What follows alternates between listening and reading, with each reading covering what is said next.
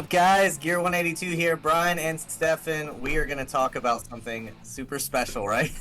This is the most special episode ever. This is going to be the VIP 2023 Blink-182 concert experience. I'm going to be interviewing Stefan on this, kind of because I need to learn. I want to know what it was like. He's given me some details on the phone, but I told him save it for the video. I really want to hear all the details live, so I'll be hearing it with you guys as I learn. I guess my first question, Stefan, is there's different levels of VIP, right? When you buy those tickets? From what I remember, there was general admission VIP, which gives you early access to the pit. And then there was one that gives you access to the lounge.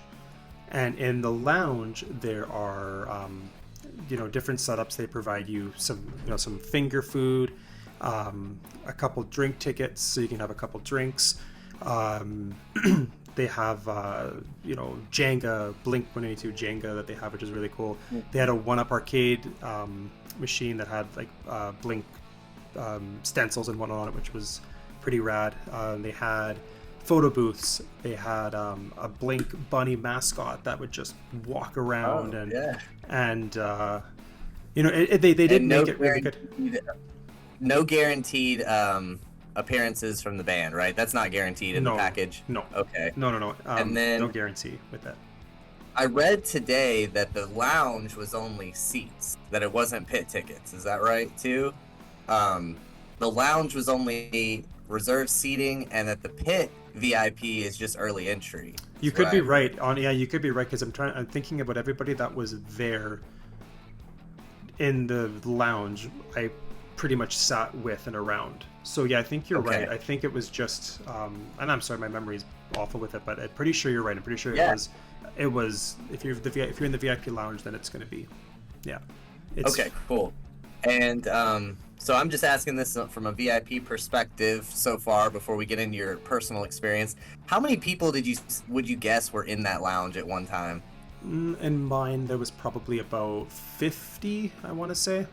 So it wasn't a ton. The room itself wasn't massive or anything, so everybody was kind of close. But the cool thing is you're surrounded by people that aren't just regular fans, right? They're people that actually appreciate the band more than just Enema the State, right? So it was really cool. Everybody was talking. Everybody was what favorite song? What was your favorite music video, whatever it was. It was super, super cool. Everybody was, awesome to hang out with.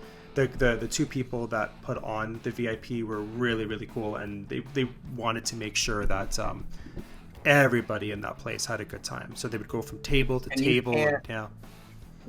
And you can't upgrade your tickets to this, right? You had to get them right when they were for sale at the beginning. Yeah, you had to get them right. There was only a limited time.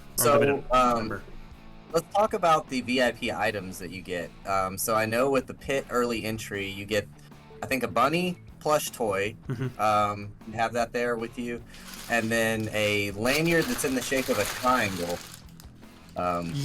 So that's what you get for the pit one. So for the VIP, you get the little Blink bunny with, you can see the smiley face in the back. And then you also get this, it's the same lanyard, but it's the one that just says VIP Lounge on it. So it's a little bit different. It's a little bit different than the one that's just, I guess, just to differentiate. But it was cool. And you get a guitar pick as well? Yeah, you get some they're little guitar picks, and it's I don't know if I can read it, but it says VIP drink token. So you get one of or two of those when you go into the VIP. So you have to trade that pick for a drink, right? Yeah. So wow. I did not. I mean, a lot of people would not do that. So I did not. I was I'm not. I mean, clearly with this channel, there's no way I would do that. But it's a cool concept of it, anyways. But so how come I'm not seeing people taking selfies with the cases? How come you're not seeing people do that? Are you not allowed to touch the cases? Are they separated? Yeah, you're not. You're talking about the ones with all the memorabilia in it. Yeah. There is a stanchion that you have to stand behind. I did take a picture with the sticker strut just because it's one of Tom's guitars. I wanted to, but nobody else did. Yeah, I was actually just thinking back at that. Nobody took a selfie with it. It was just a picture of it. It was cool to see those three stands, and they had all they had like an old Blink Cheshire Cat CD. They had, obviously the sticker Strat and Toms. They had the foot pedal switch from Toms that actually I found out it's broken. They had the bunny heads from they had Mark's first Mako bass, which was really, really cool. And one of Tom's old Fender amps that he had that was there. So it was, for me, I thought it was awesome. I really, really did. Awesome. Talk to me about your experience. Like, how early did you have to get there for this experience? Like an hour early or half hour? Like, 5:30 was when they opened it up. And it's just early entry people at that point, right?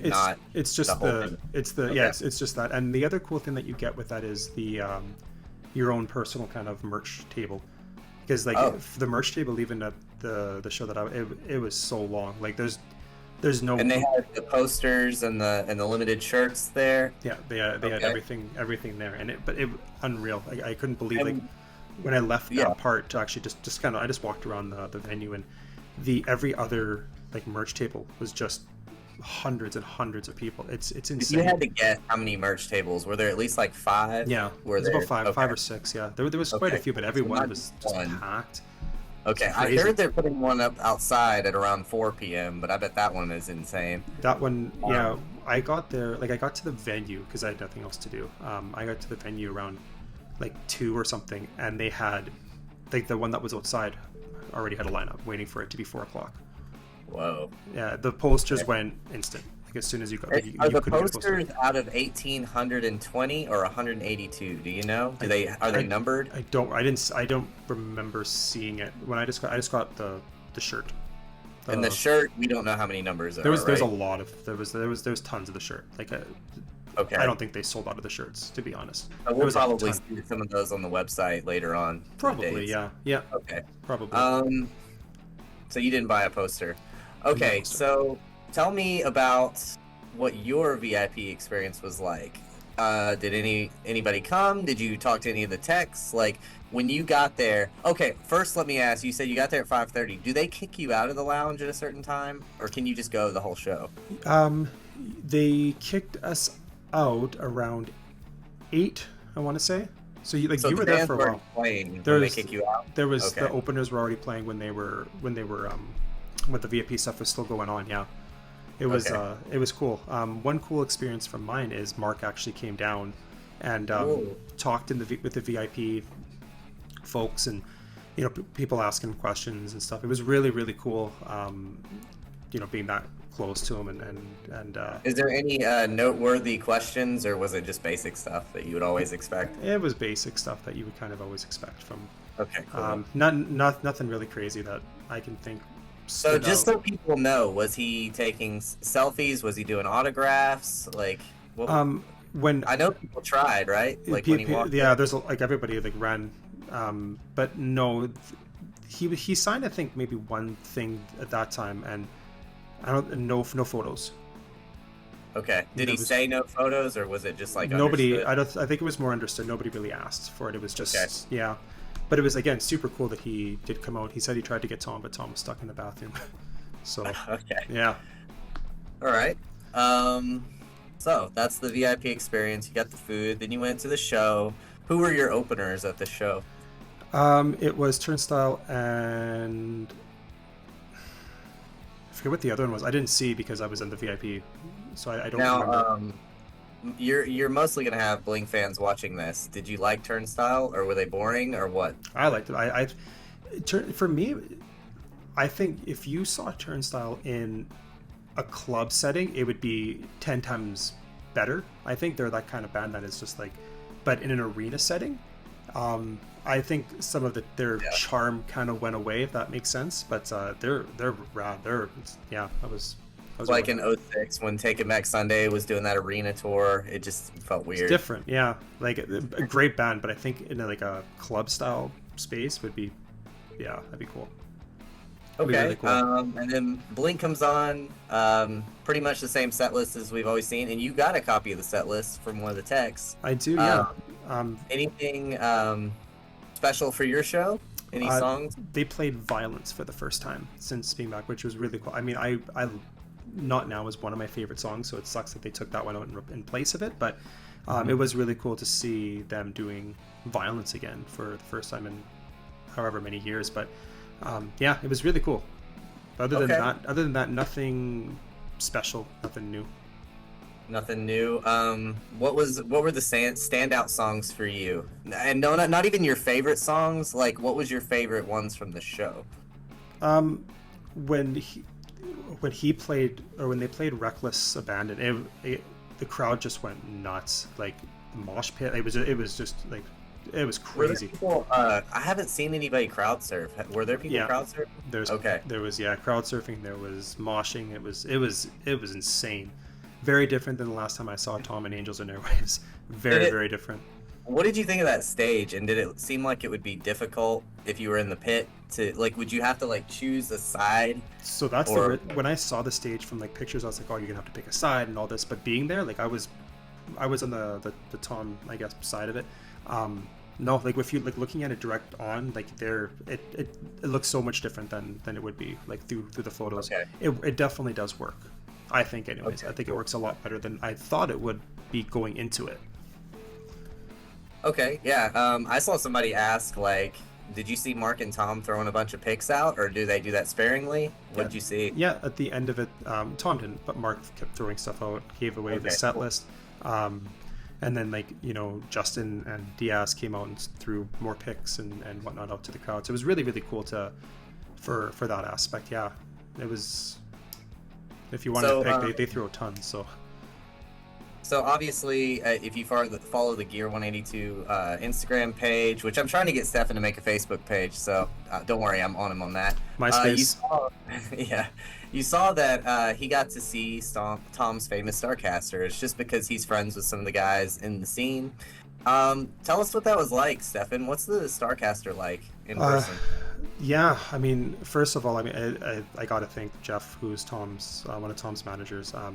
You know, over the years, I've gotten, you know, we've talked numerous times. Such a really rad dude, and it was awesome. I got, you know, while I was there, I got the message, hey, where are you? Come meet me here, and able to see it. And I'm going to, like, the Starcaster, when you're seeing it up close, it's honestly amazing. It's hard to put into words from seeing it just in pictures, but it's awesome. Like, it really is. The neck on that thing is amazing. The neck reminded you of like the 69 Strat, like the U shape, and you said it wasn't super heavy. It was kind of like the 335. I think the way that even like the balance of it really was such a unique thing, because it felt like, you know, when you're like on the neck, it felt like, you know, it's a Strat, but the body, and it was a Gibson. It was weird, but it definitely works. So even though you got to hold that one, did it look the coolest in person, or do you think another one looked cooler? I'm biased. I think the Blinkcaster is, like, that's my personal favorite. That's the one that I like, more I think than any of the other ones. There's some really, Moondust is cool, or I guess from you know, they corrected me. They are calling it to the Starcaster.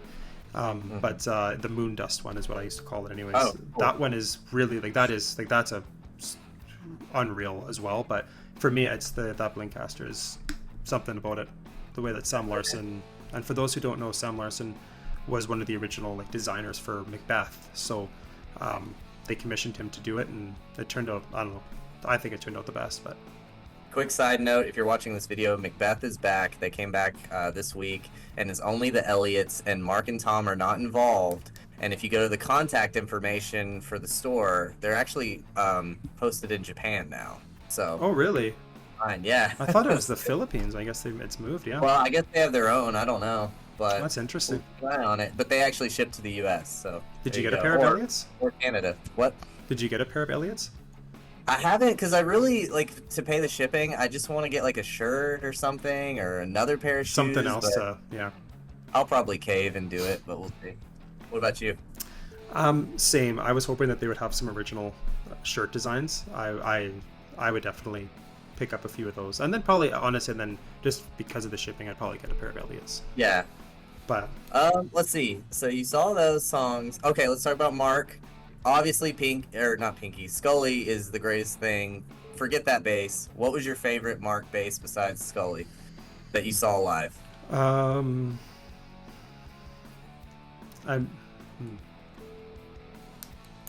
I really I like think, the '90s Cup one. I always forget the name. It's Jazz, right? yeah, I do like honestly like Jin, like just the way, and it's not because I think Alan's amazing. It's just the look of Jin is just I think it's all with the purple picker and everything. I really like that bass a lot. And I mean also what it symbolizes too of what was going on during COVID, everything, right? Like I that was seeing that it was really rad to see. Yeah. But other than that, yeah. I like that red one with the marker on it. Like they're like the team, whatever they're called, the artists. It's really cool. Yeah. All right. So Tom does not play a baritone on Adam's song. No, I asked about that. The reason why was when they got all of the Starcasters, and they were in talks with Thrasher and the guys at Fender. From what I'm told, anyways, and it's okay that because I did ask if I could say it, but it was just Justin was just like, well, why do we need a baritone neck? Like these things can tune to C# and be fine just with thicker gauge strings, and that's what they do, and that's it. So they didn't need to do another baritone neck with it, which it does make sense. I mean, it's a little bit of a longer neck already. It works. Hearing Adam's song live, it worked perfectly. So yeah, I can see why. If you Google the shows, you hear some people talking about like auto-tune on the vocals, backing tracks on the guitar. Obviously, we are fans of the band, and we understand that sometimes maybe in your 50s this might be necessary. Do you feel like it took away from the show? Do you feel like they were loud? Not at all. I don't think I didn't. I mean, maybe because I was just so into it, I didn't even notice that there was backing tracks like for vocals. Anyways, I didn't even notice. Yeah, the vocals I think are just mostly a little tuned, but like they're raw and real. If it was there, I didn't even notice. The bass sounded super good. Mark's bass tone in there is phenomenal. Tom's guitar tone, it was awesome. I just wish it was maybe a little bit louder. Maybe that was just me. I don't know. I wish it was just a little bit louder on certain parts, but I wish it was a little more crunchy for me. Yeah, like I can see that. Kind of got that smooth Ava tone, and I feel like it needs a little more punk rock crunch to it. The clean, like when he just has it on clean, it sounds so good. But when you kick in the distortion, like you can hear it a lot more and feel in this, I think. But it's, I mean, it's still good. I just, that extra crunch that you were saying, that would definitely have brought it up to the, I think. And if you haven't noticed, sometimes like Stay Together for the Kids, his foot doesn't always hit the pedal and change it to clean. He's got techs back there doing it. They've got some automatic changes going on, but he also has his own pedal board if he wants to control something. Yeah, and I think he also, if he wants to add a bit more crunch to it, he can just add it himself. But all in all, I mean, the sound, like the set list, I think was, as I know a lot of people want more deep cuts, but I think for call it a reunion tour or whatever, the set list was really good. Do you feel like any of the jokes were like really quick? Like, you remember Coachella, they'd say a joke and they'd be like, all right, we gotta play a song, go. Do you feel like they had more time to joke around? Definitely. This one, as weird as it sounds, it felt like you were just hanging out, listening, or watching your friends play. Right? It was the chemistry is that the guys have. It's so good. Like, it really is. It feels so natural. It doesn't feel forced or anything like that. Do they still do the thing where they walk off and then you yell for them and it's an encore, or is it all just one thing? It's all just one.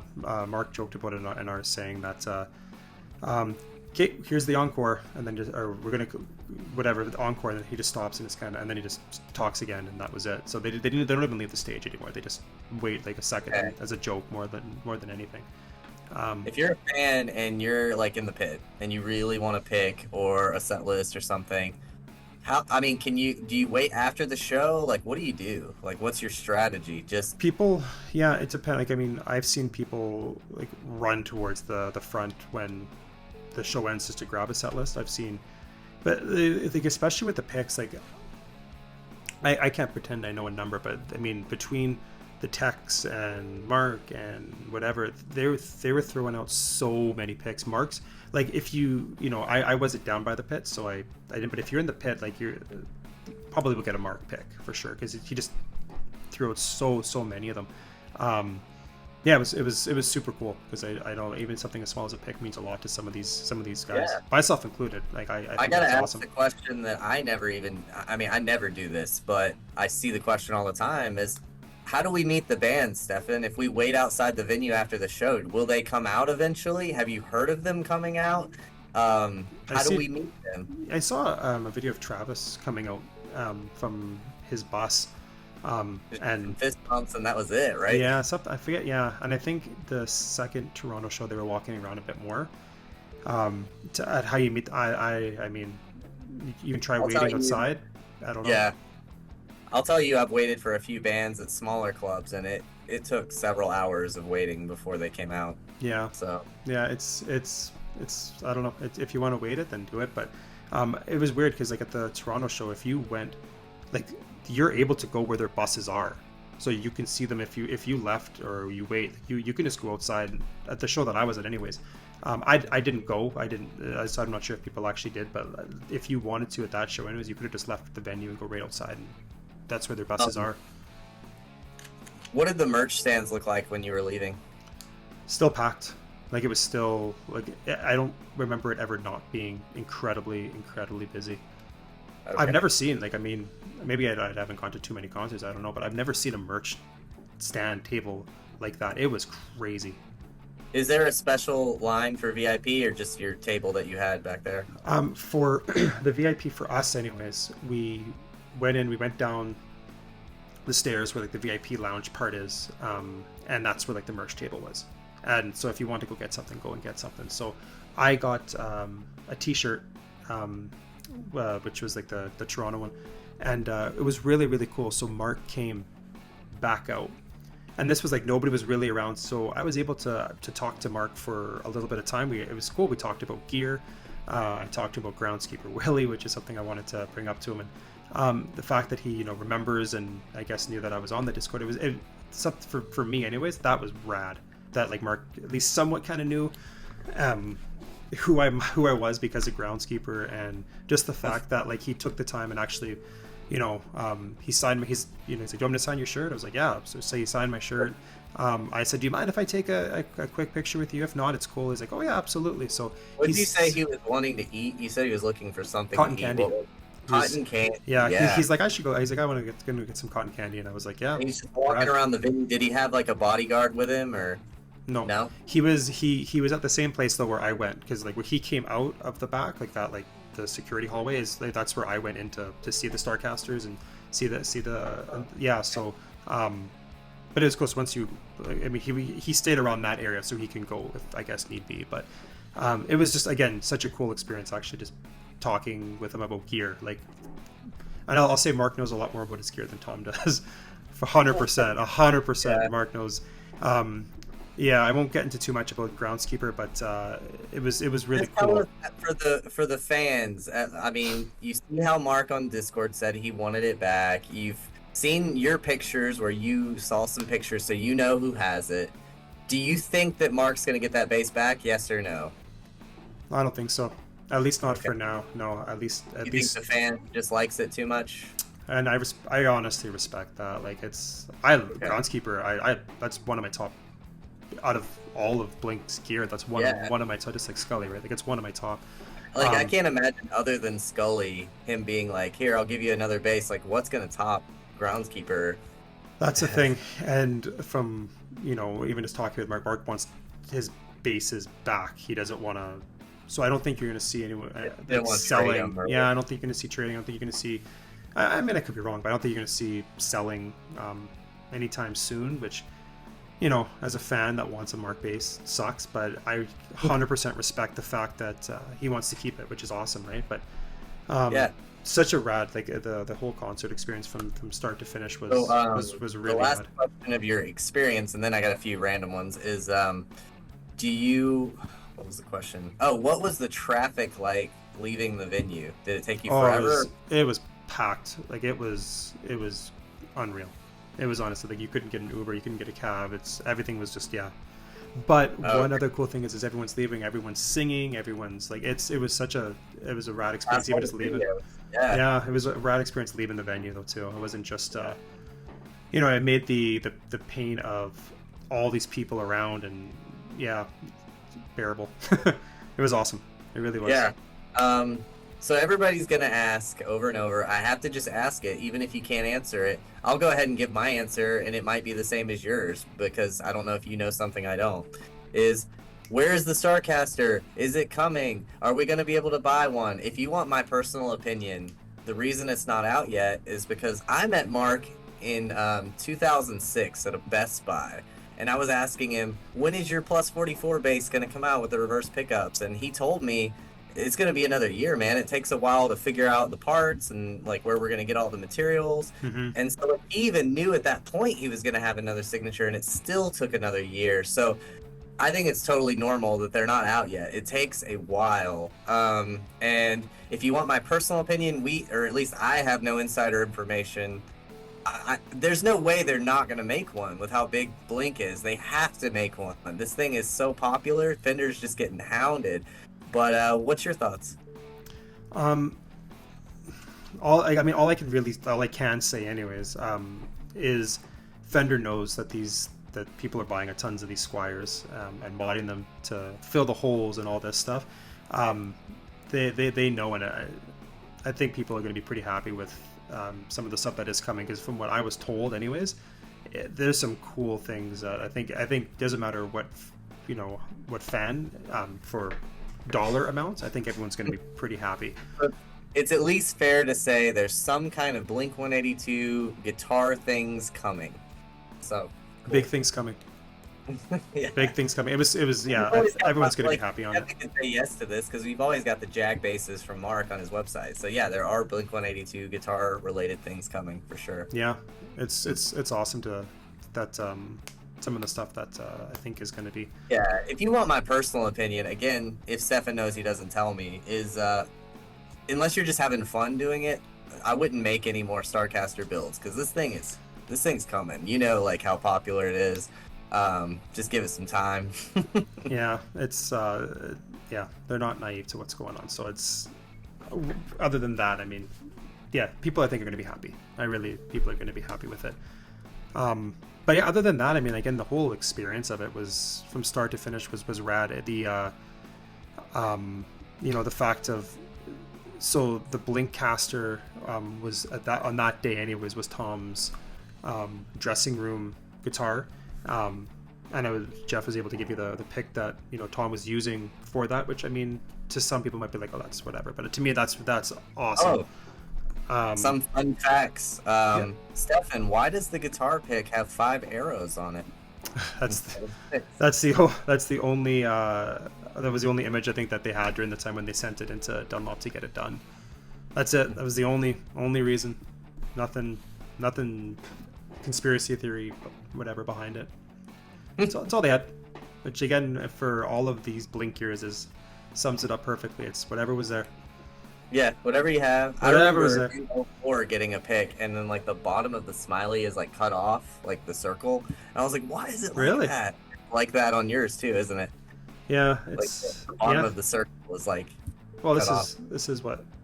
Oh, so it's got the whole thing. Yeah, the other one. Then like the Sasquatch. Okay, cool. And then the other one I got, Justin gave when the set list. So it was cool to see, again after everything was said and done, that it was a rad concert. I mean, you and I have been talking about seeing them live for years, right? And the fact of actually finally seeing it, it was crazy. It was so cool to finally see. Everybody seemed happy. Everybody, it was one weird thing is, usually during first date or whatever, Tom would usually throw in like a different lyric to whatever, but I mean, it was all very much what you would hear on the album. It was cool. Like you can tell that they're all really happy to be playing music together again. I think. I mean, what do I know? But I think, anyways, it was awesome. Yeah. All right. And you've got 2 more lined up at least, unless you get crazy and get more. We'll see.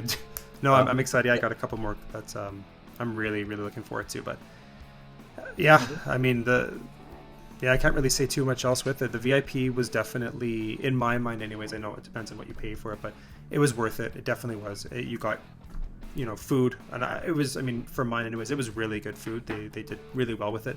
You got a couple drinks, which, I mean, are like 15 bucks I can't each. imagine giving those picks up for a drink that's gone in 2 seconds.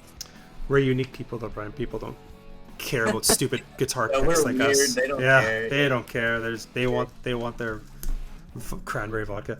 But yeah, it was all in all, it was an awesome experience from start to finish. Yeah, it was probably the best concert experience I've ever been to. Let's say we don't have a lot of money and we're sitting up in the seats, high up, far away. You think it's worth it? Should we still 100%, go? 100%. Yeah, being on the floor, there was, I mean, I'm sure people have seen videos, but I'm not going to say what happens. But there's certain things that happen sometimes throughout the set, and it was harder for you being on the pit to see, as opposed to, if you were higher up, you'd be able to see everything. So, I mean, for one of my shows, I am higher up, which I'm actually really excited about. I'll get to take it in a different scenery. Awesome. Yeah, because I know there's a lot of people that weren't able to buy VIP and they just want to make sure they have a fun time too. Yeah, I mean, I don't think there's a bad seat in the house, to be honest. I really don't. Like you're gonna be happy. I think anyways. And then I've got a friend that asked me, he's going to a show in Charlotte, and he said, what do I do? I've got early access VIP, and I want to get merch, but I also want to get close in the pit. What would you do, Stefan? Would you run straight to the merch table, or would you go straight to the front of the pit? I'm old, so I'd probably go right to the merch table, but it depends on if he really wants something at the merch table or not, right? But I was thinking, as long as he doesn't care about the poster and the limited shirt, probably. Yeah. Were you seeing anything else sell out, or was it just those two things? Or you probably don't know. I mean, I don't know, but from what I was seeing from people buying anyways, it was the t-shirts were the big thing, because the posters just instantaneous, they were gone. Okay, so if he wants a poster, he's got to go straight to the table. Straight to the table. Okay. If you want a poster, yeah. And it's cool for an extra, like, I think it's $10. They have like an actual like poster tube that you can buy, that you can throw it in there too, so you don't have to like have a rolled up poster with you, which I thought was awesome. Do you know if they would let you bring a tube in? I mean, I did.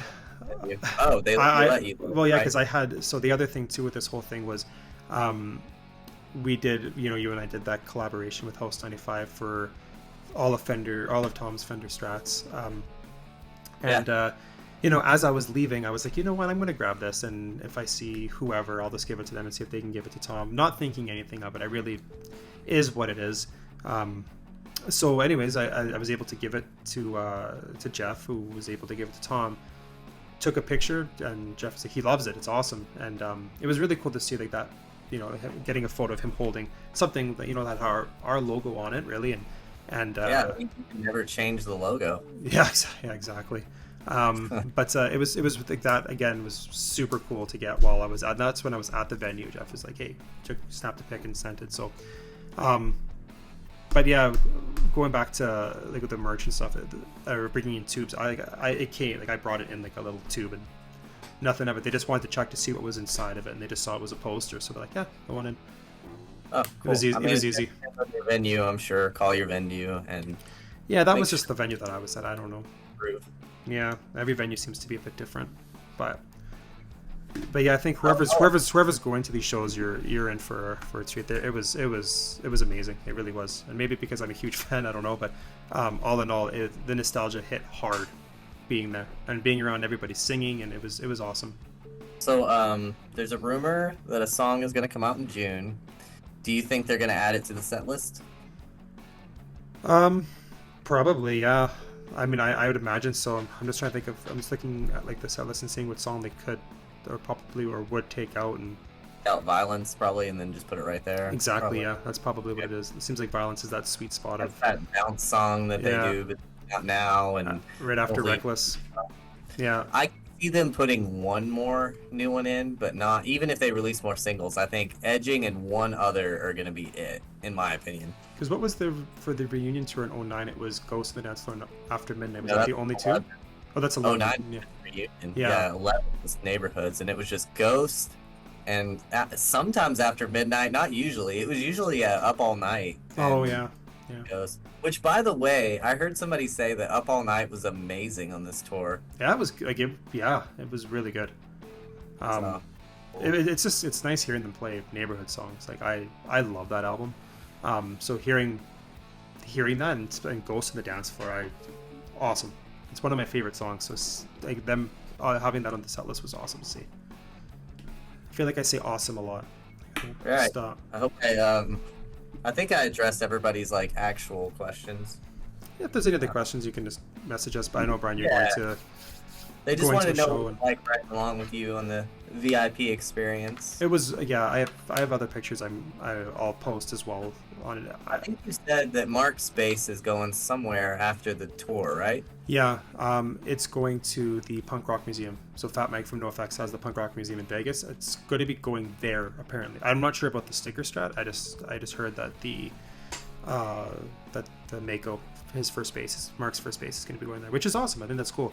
I know in that they have one of Billy Joe's Blue, one of them that Alex Perez made, because it has the Fender logo on it. He was getting his actual one fixed. I definitely want to check that out, because that's awesome. Even though it's not the Blue, it's still a custom shot made by Alex Perez. So that's awesome. Yeah. That's all I got, man. So you're at least going to one more show. Is there anything you're gonna do different? No, I'm gonna. You're gonna get a poster. I'm sure they're selling for like $500. Yeah, I regret not getting a poster. I have so much stuff. It's so hard to be like, do I need anything more? But the poster, maybe just to have. I don't know. But other than that, no. I'm just gonna sit back and enjoy. I'm not doing the VIPs for the other one.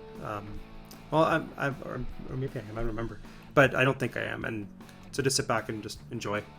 I'm excited to, I'm excited to see it again.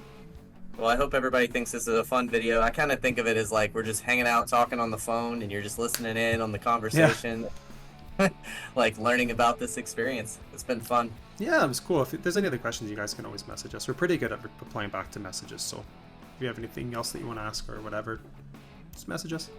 We're around. I'm bored, so. Yep. All right, guys. Thanks for watching. We even on Instagram we have had a ton of new followers, which is surreal. Side note, even when I was at the venue, I had at least, and I'm not exaggerating, I'm really not, at least 10 people come up to me and recognize me from these videos. So it's crazy to think that these little stupid little videos that you and I make in our office or bedrooms or whatever are reaching people all around. It baffles me. It really does.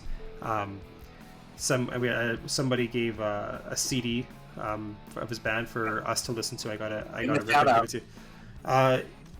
It is The Fast Life from See You Next Tuesday. Oh man! So it's awesome. Pretty cool. Yeah, it's unreal. So I really appreciate it. I came prepared. On my desk, I found from when I was in 5th grade, I think this is like 95 or so, 96, a Why to Buy a PlayStation official handbook. Look at that. The controller doesn't even have the DualShock sticks on it. And so why should I buy a PlayStation? On some of these. Look at that. Game Day 98. Look at those graphics. Is that FF7 or FF8? It's got to be 7 if it's a DualShock, or if it's all these the old games controller. on here. That's sick. Star Wars Masters of Terakazi. That was a good game. I love that game. The Shido Blade. Oh, Intelligent Cube. Remember that? Yeah. Yeah. And then Jet Moto. Yeah. So there you go. I found an awesome. What do I have? PlayStation. What do I have around me that I can show off really quick? This one. If you're a fan of Mega Man, this is probably the best Mega Man game. Mega Man X4. Nice. Yes, I'm a huge Mega Man fan. This is amazing. This storyline, and it's awesome too. Is that a repro or is that a real? No, it's the real one. Oh, cool. Yeah, it's the real one. I love how much. Remember how they put the. Yeah, remember. I like how I was gonna say I like how much they wasted in like resources to make those, like the giant PlayStation, Sega, or Saturn. It's like which one is going to fit nicely on your bookshelf? Yeah. But yeah, yeah. Thanks, guys. I really appreciate you guys taking the time to watch us. So we'll see you all in the next video. Bye for now. Thanks. Bye.